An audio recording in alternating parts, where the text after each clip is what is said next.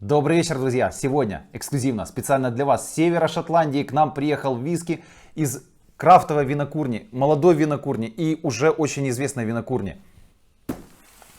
Виски. Вот такой вот красивой коробке, я специально вам коробку оставил показать. На коробке написано, что удача любит храбрых. Наше с вами выражение. Виски называется... Точнее, винокурня называется Wolf Burn. Она была основана в 1821 году Виллом Смитом. То есть это старая винокурня.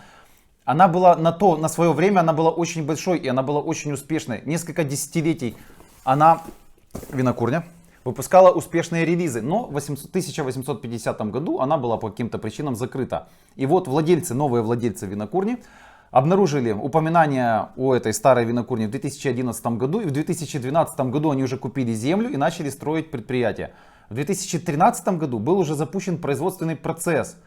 У них производственный процесс они стараются делать очень традиционным. Это значит отказ от автоматизации. И они даже вручную разливают по бутылкам. И вручную измельчают солод. То есть, они говорят, что когда производители перешли на автоматизацию, виски стало хуже. Вы знаете, я действительно с ними согласен в этом плане. И поэтому мне очень интересно попробовать этот виски. Поэтому он называется крафтовым, потому что они делают вручную и небольшими тиражами.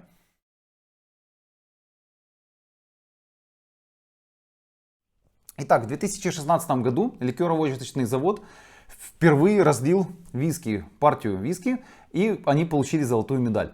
В 2018 году уже выпускалось 100 тысяч бутылок в год в 35 разных стран. А на сегодняшний день, 2021 год, они уже имеют 8 золотых медалей. В 2019 году их признали лучшей винокурней Шотландии. Очень интересно, правда? Даже вот за такую историю стоит их попробовать. Что еще хочу сказать? Что они принципиально не красят свои виски. Они принципиально не фильтруют виски. Wolf Burn, такое название интересное, правда? Как огненный волк.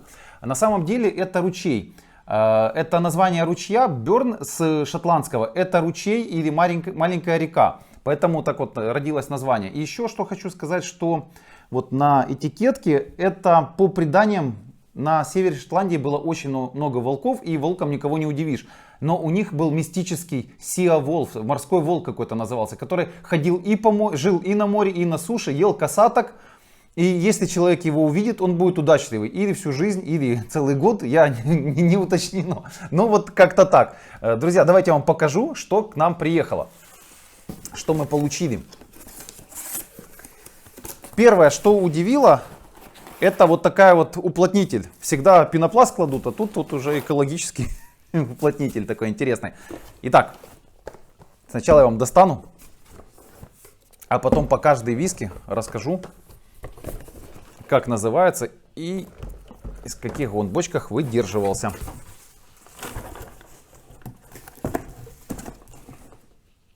Итак, поехали. Первым я вам расскажу про виски.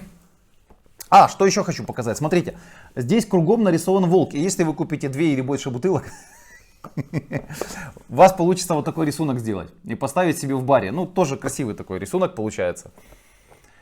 Итак. Нет, я начал с зеленого. Мне, кстати, нравится, что разные цвета. Упаковка, кстати, я вам скажу, очень приятная на ощупь. Вот очень приятный картон, тиснение, все очень приятно. Мне нравится держать в руках. Знаете, бывает неприятно держать в руках, а здесь вот приятно. И мне нравится зеленого цвета. Виски не убрал коробку, извините. Итак, Morven. Этот виски единственный в линейке. Это релиз, который вы можете в любой момент купить. У них выходят дополнительные эксклюзивные релизы, но вот это вот в любой момент. Значит, Morven это единственный торфяной виски из 4. Вообще, сама винокурня и рядом с винокурней находятся большие луга торфа, такие болота торфа. Самые большие в Европе считаются, а может быть и во всем мире.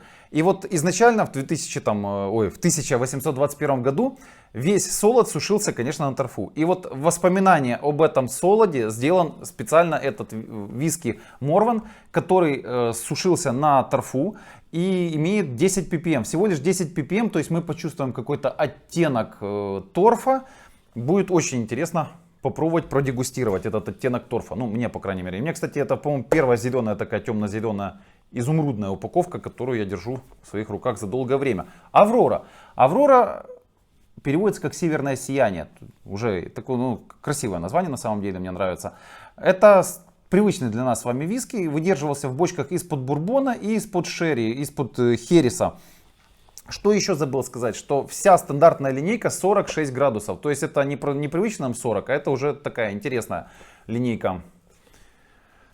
Да, кстати, еще хочу сказать, что вы на Whisky Base или в интернете можете прочитать, что выдерживался в бочках из-под первой заливки бурбона. Но на самом деле на официальном сайте написано просто из-под бурбона, не написано про первую заливку бурбона. До нее мы дойдем еще отдельно. Очень интересный виски Northland, или как вот так вот. Значит, этот виски выдерживался в американских четвертных бочонках. Опять же, в интернете вы можете найти, что он выдерживался в бочках из-под X-Isle. На официальном сайте написано только про американские четвертные бочонки. И что не сказал про Morven, правильно, не сказал, что он выдерживался просто в американских бочках. Langskip — это флагман линейки Вольфберна.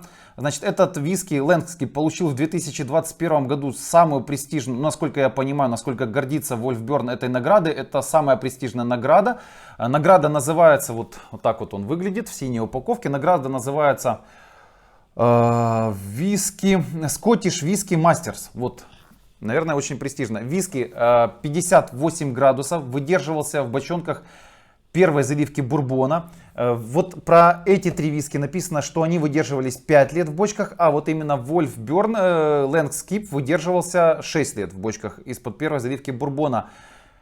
Что еще сказать? Langskip переводится как longship, длинная лодка, навеяна лодками викингов, что они были длинные, быстрые, агрессивные. То есть, наверное, это будет агрессивный виски.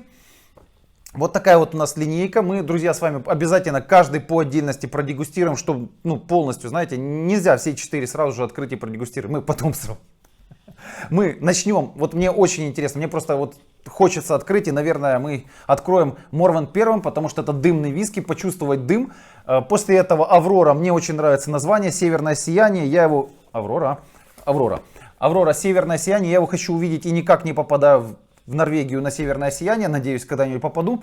А потом будет у нас, ну, наверное, конечно, флагман будет. А уже напоследок, на закуску, у нас будет Northland. А в конце концов мы еще проведем такое общее сравнение. Я обязательно сравню вот Аврору и Northland, потому что они простые. Не один дымный, второй 58 градусов, поэтому они не подойдут под сравнение. Друзья, мне действительно очень интересна эта винокурня. Мне действительно очень, ну, радует, что существуют такие новые винокурни, которые все-таки уходят к истокам старых винокурнь. И поэтому мне очень интересно продегустировать. Поэтому это будет такой вот эксклюзив от меня для вас. И надеюсь, вам это все дело понравится. Хорошего вечера, оставайтесь с нами. Кто не подписался, обязательно подпишитесь. Эксклюзив. Хорошего вечера.